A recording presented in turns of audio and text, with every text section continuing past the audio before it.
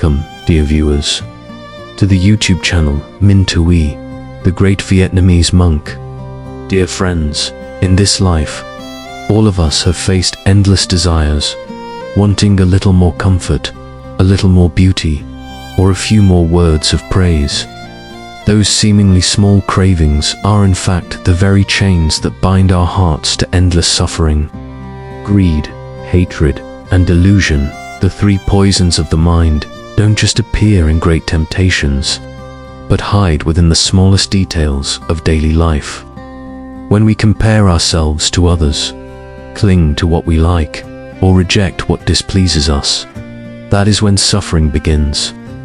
To be truly free, one must first learn to look inward. When mindfulness shines upon greed, that greed begins to dissolve. When we understand the true nature of desire, we no longer need to possess anything. And when compassion arises, anger naturally finds no place to dwell. Let us listen to Monk Minh Tue's teaching about the path of letting go to keep a compassionate heart and walk in accordance with the Buddha's words. A lay devotee once asked Monk Minh Tue, "Venerable Sir, as an ordinary person, how can I possibly let go of greed, hatred, and delusion?" Monk Minh Tue gently replied, "Whether lay or monastic, anyone who practices the Dharma must follow the Noble Eightfold Path, morality, concentration, and wisdom. Only through this path can greed, hatred, and delusion be uprooted." Another devotee said, "Dear monk, while traveling, I had the good fortune to meet you and the Sangha. I wish to help in some small way. Would that be considered greed?" Monk Minh Tue replied, "No, supporting the triple gem is not greed. If your heart is pure, your actions bring wholesome merit. When you offer help with diligence and the wish to bring happiness and benefit to others, that is generosity and compassion, not greed. But if it is done out of a desire for fame or gain, then it becomes greed. When you live by the Buddha's teachings, cultivating virtue and liberation, greed naturally fades away. We monks live with 3 robes and 1 alms bowl. No property, no money, no sensual pleasures. We live a life of renunciation, unattached and free." He continued, "If you give with a heart of letting go, sharing your possessions and offering them, how could that be greed? But if one works endlessly just to earn and hoard wealth, that is indeed greed. True generosity is for the sake of relinquishment, not acquisition. Even when sharing a small portion of what we have, that too is an act of release, not clinging." Another asked, "Dear monk, I see that people now use the term Dharma supporter instead of volunteer. If I wish to stay and help for a month while traveling, is that allowed?" Monk Minh Tue smiled. "If your conditions allow, you may stay as long as you wish. But in truth, when you help others, you are helping yourself. Because when you plant wholesome seeds, you sow peace and merit within your own heart." Namo Amit. "Bieche Buddha," someone else asked.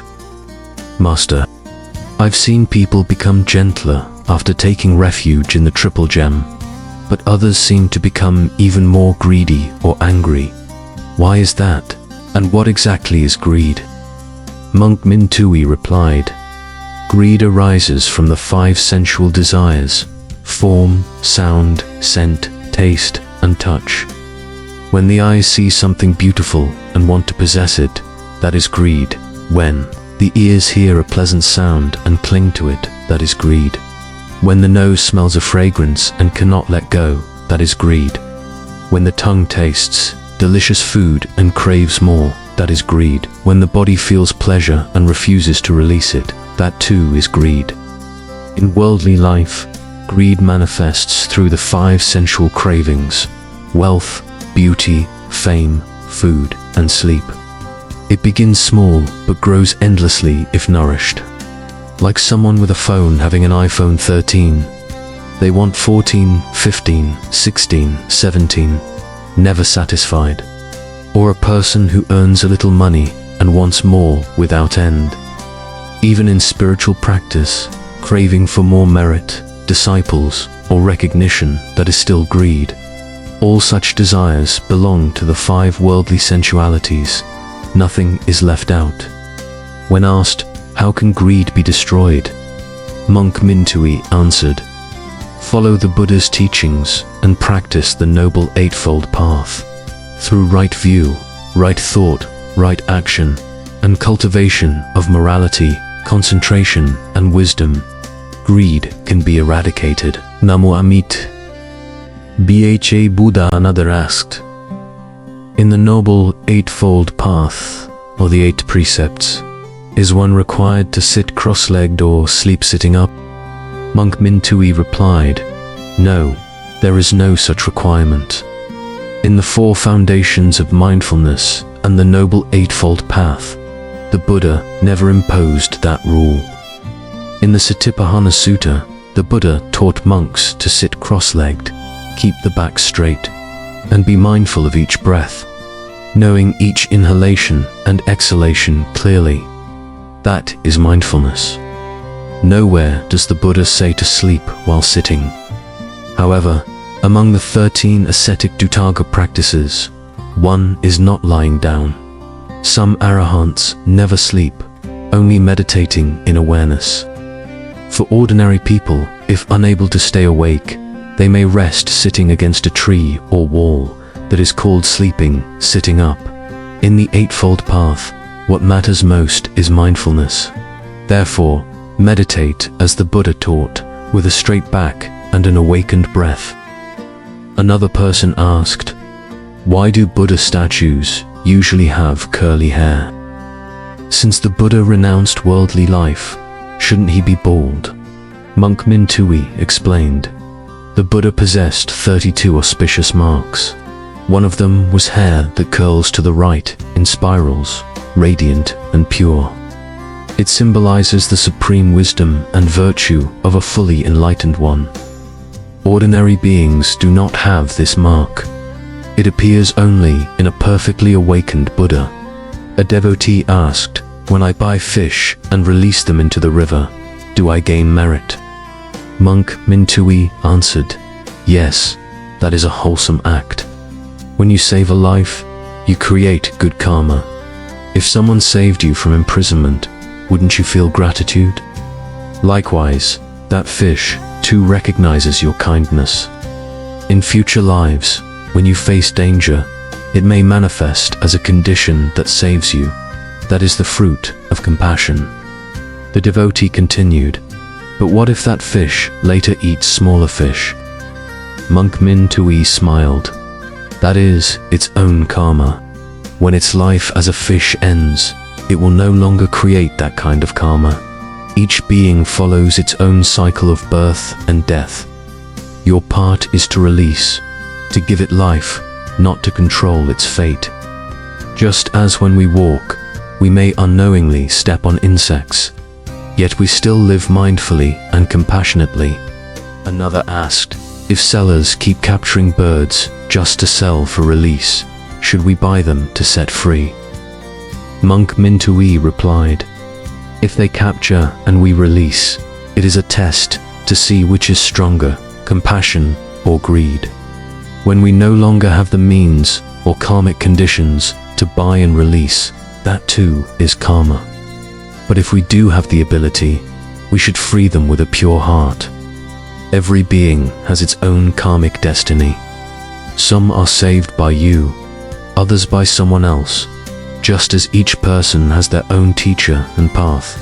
Someone asked, when releasing fish, some swim away quickly, while others stay or swim in circles.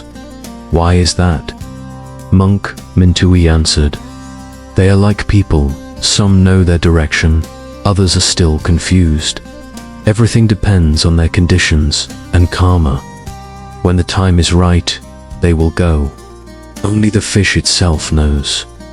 A devotee shared, my aunt often dreams of being chased. In her dream she struggles to wake up, paralyzed, until she recites Namo Amitabha, Buddha, then she awakens.